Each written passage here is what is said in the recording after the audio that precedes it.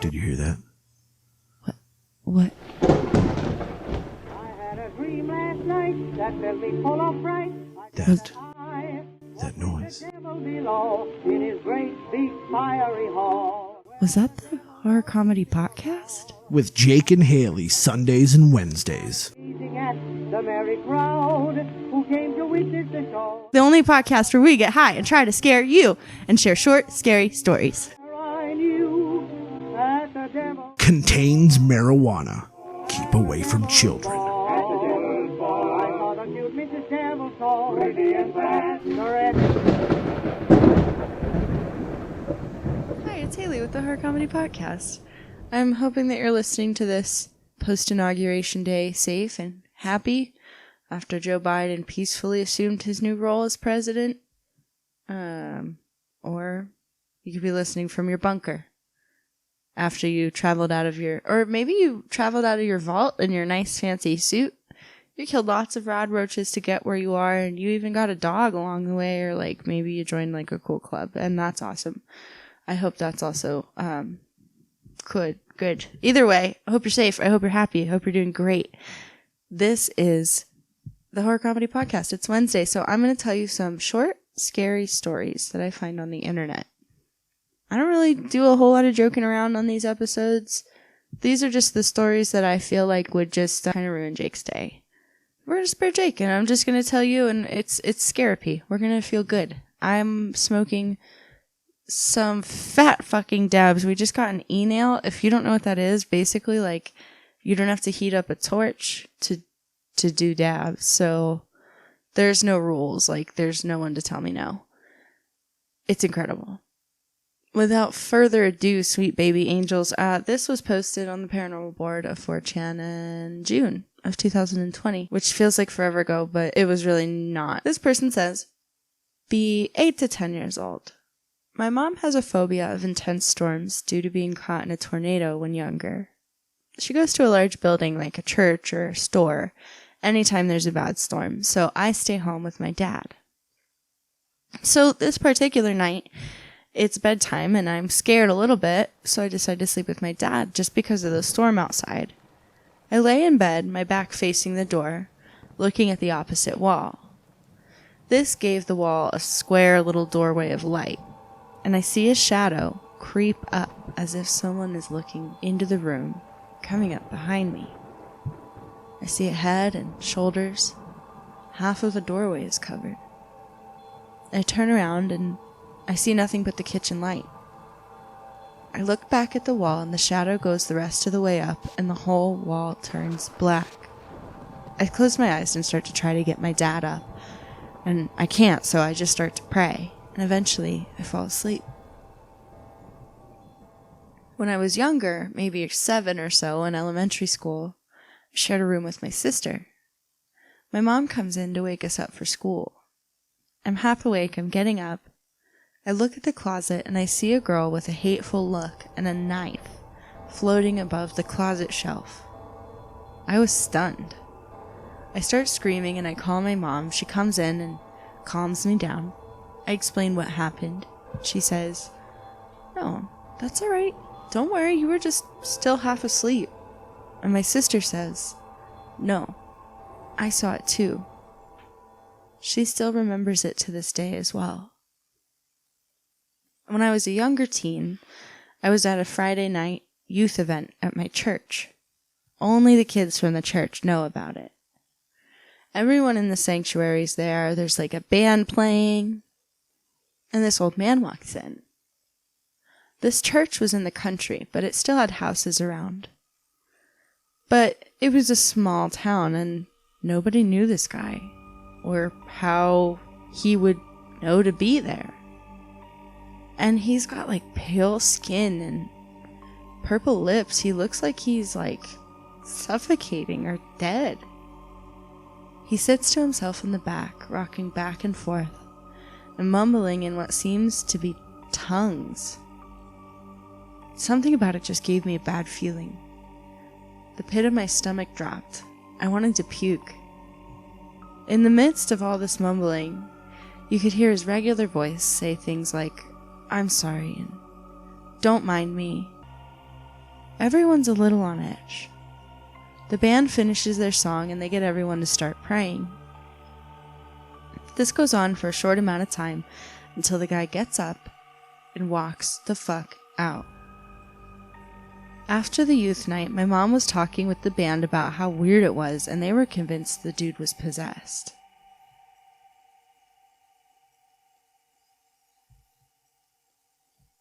When I was about 19 or 20, I lived in the woods, and there was about a quarter-mile dirt path. Trees cover the path, and there's a big clearing for the house and a large field behind the house and farmhouses. Me, my friend, and my girlfriend, and one or two of our other friends decide to go exploring the woods behind the farmhouses. We walk to the edge of the field. We go into the woods. We're like, let's just see if we can find anything cool. And we actually do. We find some spools, just some random run-of-the-mill garbage, some rusted fence, random spots. And then we notice that rusted fence continues, and it actually seems to run all the way through the woods. So we keep going, and after a while, we get to a super clean wood line.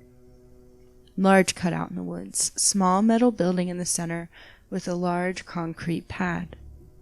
No visible openings in the trees around for vehicles.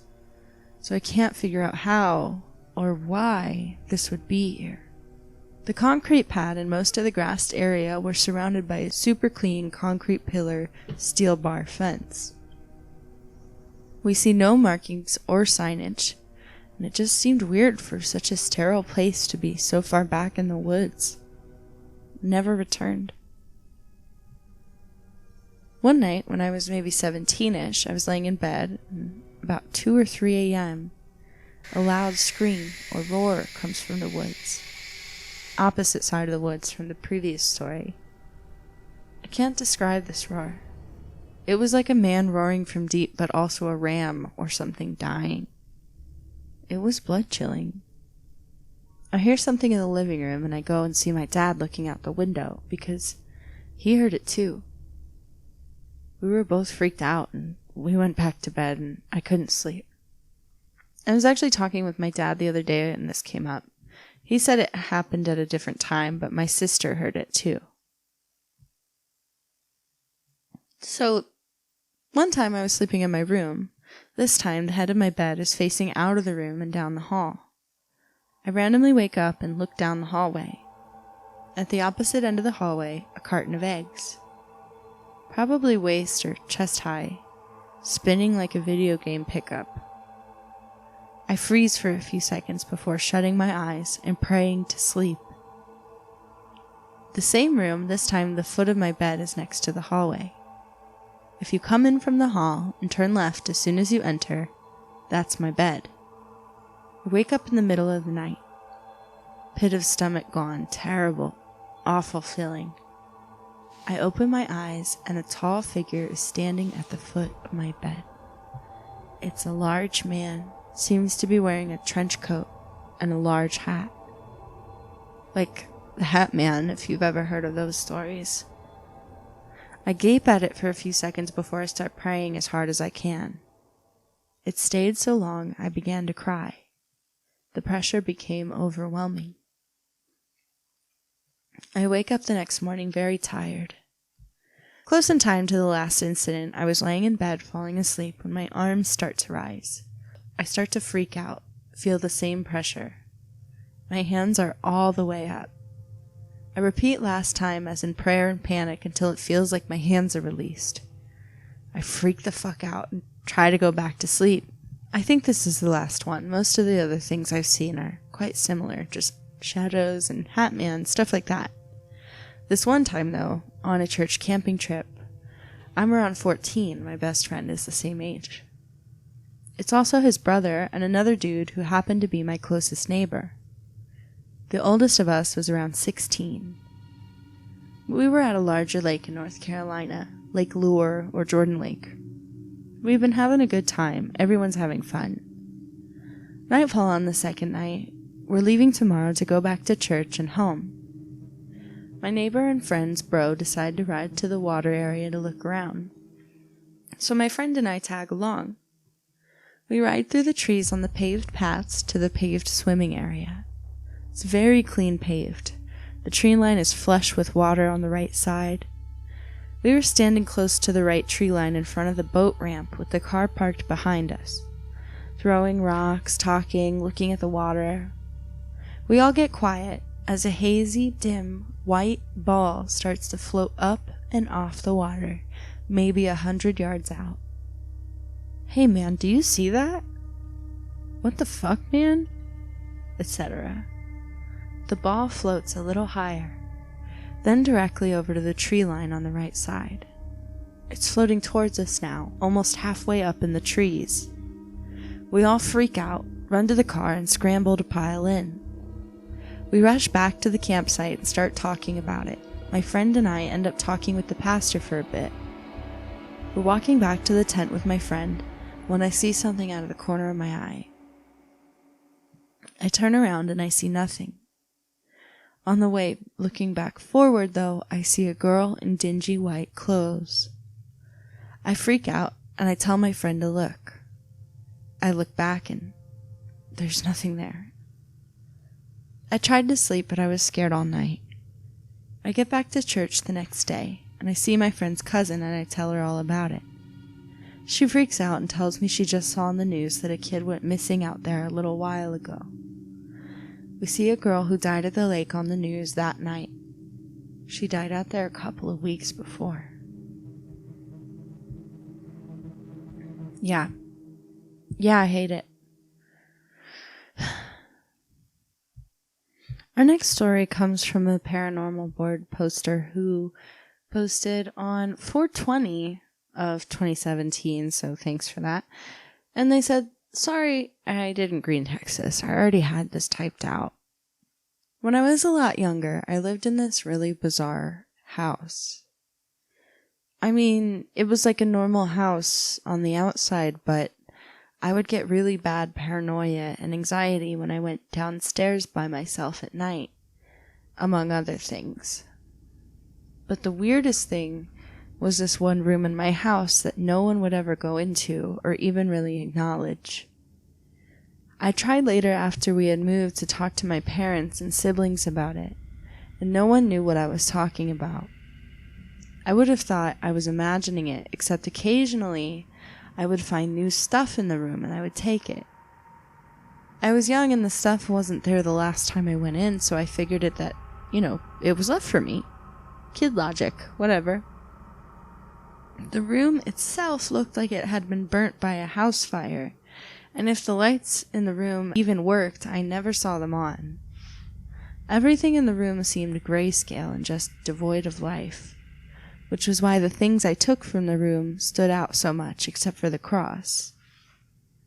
This picture is related. It's all the stuff I managed to keep across several moves.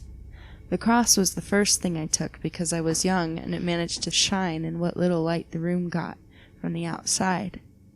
After I took it, that's when the rest of the stuff began to appear. I know it's not really scary, but to this day I have no idea what the deal with that house was, or especially that room. On a side note, the baseball, which was the second thing to appear after the cross, has looked like this since I got it. The clock timer thing hasn't worked since I got it. If I mess with it a lot, I can sometimes hear faint ticking, but that's all. And if you guys want to check it out, it'll be on our Instagram and our Twitter and our Facebook and our biceps. I'm going to get a sweet tattoo of it. It's a little antique clock, a little red ball, a dirty old baseball, and a weird, scary, murdery metal cross. I don't know. It's like just don't. What? Watch your children. Take your children to the store. Or don't. I don't know. Don't let the ghost give your kids things. That's my advice for you. And the other piece of advice I have, and this is very important, it's the most important thing I'll ever tell you, and I'll stick by it to this day. Don't forget to drink water. And also, we'll see you on Sunday for a full episode. All right. Goodbye.